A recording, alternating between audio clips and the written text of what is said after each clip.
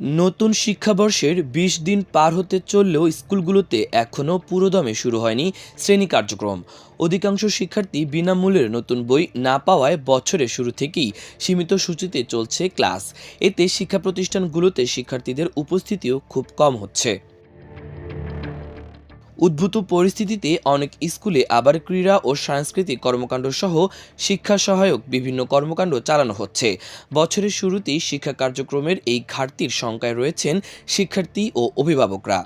অনেক অভিভাবক আবার ওয়েবসাইট থেকে পাঠ্য বইয়ের পিডিএফ কপি সংগ্রহ করে নিজ উদ্যোগে প্রাইভেট কোচিংয়ের মাধ্যমে সন্তানদের শিক্ষা কার্যক্রম অব্যাহত রেখেছেন। এদিকে সময়মতো ছাপা শেষ না হওয়ায় অনেক শিক্ষার্থী এখনও মোটেই নতুন বই পায়নি। আগামী ফেব্রুয়ারির মধ্যে সব বই ছাপার টার্গেট নিয়ে জাতীয় শিক্ষাক্রম ও পাঠ্যপুস্তক বোর্ড, এনসিটিবি এবং প্রেস মালিকরা কাজ করছেন বলে জানা গেছে।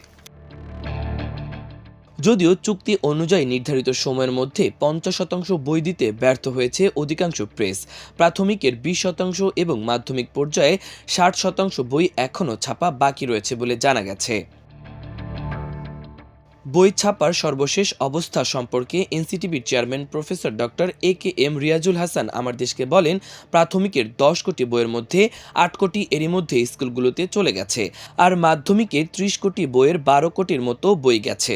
এখন দশম শ্রেণীর বইকে প্রাধান্য দিয়ে ছাপার কাজ চালানো হচ্ছে। তারপর পর্যায়ক্রমে ষষ্ঠ থেকে নবম পর্যন্ত বই দেয়া হবে। সব মিলিয়ে ফেব্রুয়ারির মাঝামাঝি সব বই ছাপার জন্য নির্দেশনা দেয়া হচ্ছে।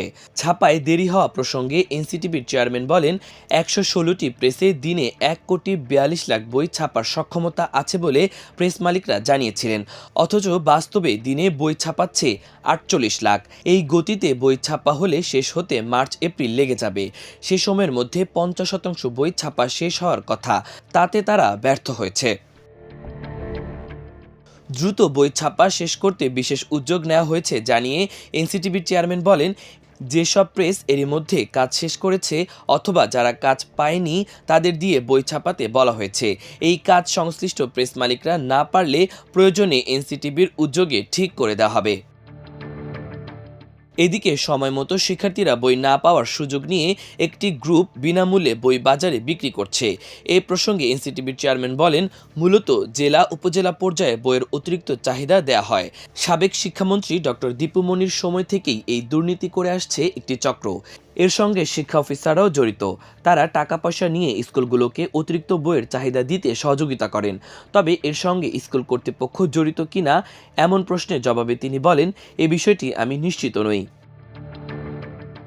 সময়মতো বই ছাপায় ব্যর্থতা সহ যে কোনো অনিয়মে জড়িত প্রেস কর্তৃপক্ষের বিরুদ্ধে ব্যবস্থা নেওয়া হবে বলে জানান এনসিটিবি চেয়ারম্যান। এই জন্য প্রত্যেক প্রেস তদারকি চলছে। সামগ্রিক কাজ শেষে দোষীদের বিরুদ্ধে ব্যবস্থা গ্রহণ করা হবে।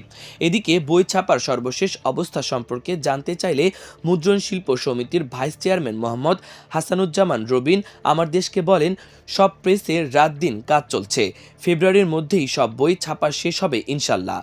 বাড়তি প্রেসে ছাপার বিষয়ে এখনও কোনো উদ্যোগ নেওয়া হয়নি বলে তিনি উল্লেখ করেন। মুদ্রণ শিল্প সমিতির এক নেতা বলেন, বেশিরভাগ বই ফেব্রুয়ারির মধ্যেই ছাপা শেষ হবে, তবে ফিনিশিং হবে মার্চে, অর্থাৎ মার্চের দিকে বাকি অল্প কিছু বই ছাপা হবে। রাজধানীর মিরপুরের মণিপুর স্কুলে খোঁজ নিয়ে জানা গেছে, সেখানে নবম সহ কয়েকটি শ্রেণীর শিক্ষার্থী এখনও কোনো বই পাননি। অন্য শ্রেণীর শিক্ষার্থীরাও ২-৩টি করে বই পেয়েছে। সেখানে সীমিত পরিসরে ক্লাস চলছে। ক্লাসে শিক্ষার্থীর উপস্থিতিও খুব কম। শিক্ষা সফরের জন্য কিছুদিন আবার ক্লাস বন্ধ রাখা হবে।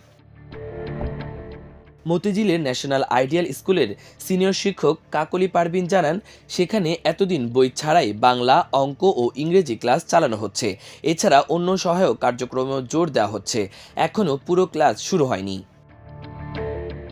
কুষ্টিয়া জেলা স্কুলের সিনিয়র শিক্ষক জাকির হোসেন জানান, বই না থাকায় ইংরেজি ও বাংলা ব্যাকরণ বিষয়ে ক্লাস নিচ্ছেন শিক্ষকরা। বর্তমানে সেখানে ক্রীড়া কার্যক্রম চালানো হচ্ছে। এনসিটিবির chairman professor doctor A K M Riazul Hasan জানান, বছরের শুরুতে ক্লাসে ভর্তি, ট্রান্সফার সহ সাংস্কৃতিক কর্মকাণ্ড চালানোর ব্যাপারে স্কুলগুলোকে ডিসেম্বরে নির্দেশনা দেওয়া হয়। সেই অনুযায়ী চলছে কার্যক্রম। মাহবুবুর রহমান ইমন, আমার দেশ।